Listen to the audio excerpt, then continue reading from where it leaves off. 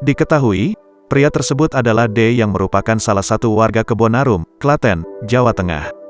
Menurut tenaga kesejahteraan sosial kecamatan, TKSD, Klaten, Joko Priyato, pria tersebut akhirnya dibawa ke rumah singgah oleh polisi.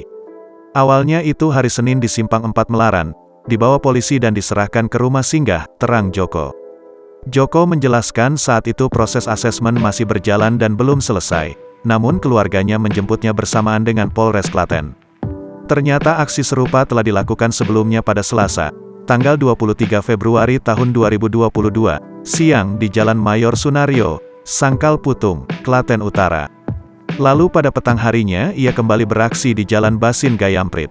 Hal tersebut diungkap oleh Darno, 62, yang sehari-hari bekerja sebagai juru parkir di Shop Pamin yang berlokasi di perempatan Jalan Mayor Sunario, Sangkal Putung, Klaten Utara. Itu sekitar jam 10, duduk di perempatan situ, menunjuk ke jalan terangnya. Menurut Darno, pria tersebut sempat dibawa ke pinggir jalan setelah melakukan aksinya semedi di tengah jalan oleh polisi, namun ia terus mengulangi aksinya tersebut.